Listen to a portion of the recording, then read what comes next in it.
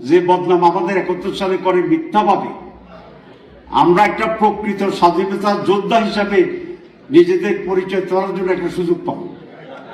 তাহলে একটা খাঁটি মুক্তিযোদ্ধা হওয়ার একটা সুযোগ তৈরি হইব ইনশাল্লাহ। 5 মিলিয়ন যুবকেরা তো ভারতের বিরুদ্ধে স্বাধীনতা যুদ্ধে আসবে, কি বলেন?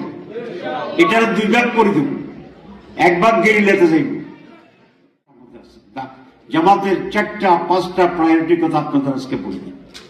1 নম্বর হচ্ছে আমরা আমাদের স্বাধীনতা সার্বভৌমত্ব নিয়ে কারোর সাথে কোনো কম্প্রোমাইজ করব না।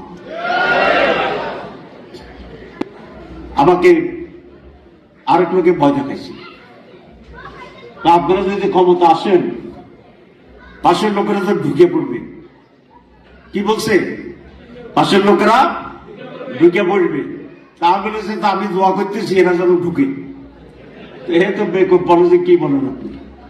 তা বলে যে ঢুকলেই তো আমাদের বাংলা, আমরা যে বদনাম আমাদের 71 সালে করে মিথ্যাভাবে, আমরা একটা প্রকৃত স্বাধীনতা যোদ্ধা হিসাবে নিজেদের পরিচয় দেওয়ার জন্য একটা সুযোগ পাব। কেন?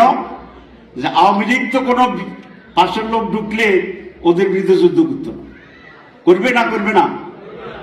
আওয়ামী লীগ ভারতের বিরুদ্ধে যুদ্ধ করবে, ফাইলে সহযোগিতা করবে। আর একটি যে বড় দল আছে তারা সহযোগিতা করবে না, কিন্তু যুদ্ধ করার মতো নিজেদেরকে অত সংগঠিত করতে পারবে না। তাহলে যুদ্ধ করলে সংগঠিত শক্তিকে, তাহলে আমরা হবো খাঁটি মুক্তিযোদ্ধা। কথা বুঝছেন না? বুঝেন না? বুঝছেন?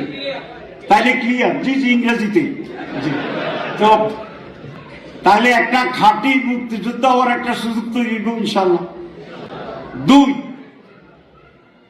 আমরা কমপক্ষে 5 মিলিয়ন যুবকেরা তো ভারতের বিরুদ্ধে স্বাধীনতা যুদ্ধে আসবে, কি বলেন? এটার 2 ভাগ করে দেব, 1 ভাগ গেরিলাতে যাইব। গোড়াতুন নামলেই লাঠি দিয়ে ধরব। লাঠি কি জায়েজ না? না জায়েজ? আমি সবসময় জায়েজ কথা বলি। ঘোড়া থেকে নামতে পারবে না ইনশাআল্লাহ। আর বাকি অর্ধেকের কি করব? ওটা নিয়ে আরো বিস্তৃত বিস্তৃত বিস্তৃত জায়গায় চলে যাব। পুরা রিজনে স্বাধীনতার যুদ্ধ শুরু হবে। রাসূল ইসলামের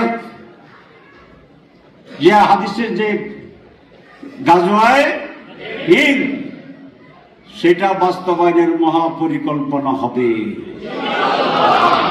ঢুকলে ভালো না খারাপ? আরে ভালো কেন? ভালো না খারাপ বলেন? ভালা বলেন, ভালা। কি বলেন? ভালা।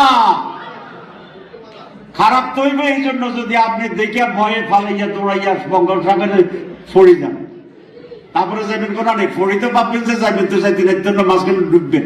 তো ডুবাচ্ছে আমরা ইনশাল্লাহ দাঁড়াবো। কোন শক্তির পক্ষে বাংলাদেশে গ্রাস করে টিকে থাকা সেই পরিস্থিতি ইনশাল্লাহ হবে না, হইতে দেওয়া হবে না, হইতে দেওয়া হবে না। ভয় পাইয়েন না।